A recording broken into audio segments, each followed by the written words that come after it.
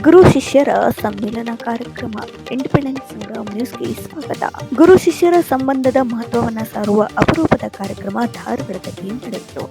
KE board ಸಂಸ್ಥೆ ವಿದ್ಯಾರಣ್ಯ ಪ್ರೌಢಶಾಲೆಯ ನಿವೃತ್ತ ಜೀವಶಾಸ್ತ್ರ ಶಿಕ್ಷಕರಾದ ಸುಭಾಷ್ ಮಿರ್ಜಕರ್ 75 ವಯಸ್ಸಿನ ಅವರು ತಮ್ಮ ಜೀವನದಲ್ಲಿ ಬೋಧಿಸಿದ ವಿದ್ಯಾರ್ಥಿಗಳಲ್ಲಿ ವಿವಿಧ ಕ್ಷೇತ್ರಗಳಲ್ಲಿ ಗುರುತಿಸಿಕೊಂಡಿರುವವರಿಗೆ ಸನ್ಮಾನ ಸಮಾರಂಭವನ್ನು ಆಯೋಜಿಸಿ ಆಶೀರ್ವದಿಸಿದರು. ಸಾಮಾನ್ಯವಾಗಿ ಶಿಷ್ಯರು ಗುರುಗಳನ್ನು ಸನ್ಮಾನಿಸಿದ್ದು ವಾಡಿಕೆ. ಆದರೆ ಈ ಕಾರ್ಯಕ್ರಮದಲ್ಲಿ ಗುರುಗಳು ತಮ್ಮ ಶಿಷ್ಯರನ್ನ ಸನ್ಮಾನಿಸಿದ್ದು ವಿಶೇಷವಾಗಿತ್ತು. ಗುರುವೇ ಕಲಿಸು,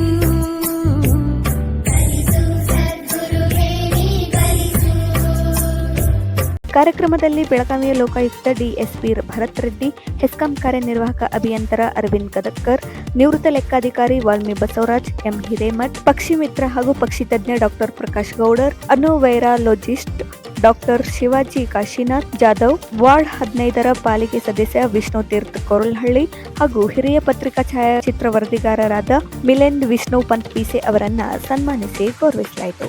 ಸನ್ಮಾನ ಸ್ವೀಕರಿಸಿದ ವಿದ್ಯಾರ್ಥಿಗಳು ತಮ್ಮ ಗುರುಗಳಿಂದ ಆಶೀರ್ವಾದ ಪಡೆದು ಸಂತಸವನ್ನ ವ್ಯಕ್ತಪಡಿಸಿದರು.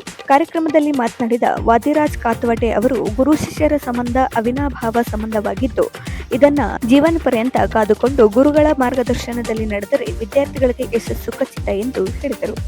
ವೀಣಾ ಕಾತ್ವಟೆರವರು ಮಾತನಾಡಿ, ಜೀವನದಲ್ಲಿ ಯಾವುದೇ ವ್ಯಕ್ತಿ ಯಶಸ್ಸು ಸಾಧಿಸಲು ಗುರುವಿನ ಮಾರ್ಗದರ್ಶನ ಅತ್ಯವಶ್ಯಕ. ಇಂದಿನ ಯುವ ಜನಾಂಗವು ಗುರುಗಳ ಮಾರ್ಗದರ್ಶನದಲ್ಲಿ ನಡೆದುಕೊಂಡು ತಮ್ಮ ಜೀವನದಲ್ಲಿ ಯಶಸ್ಸು ಕಾಣಬೇಕು ಎಂದು ಹಾರೈಸಿದರು.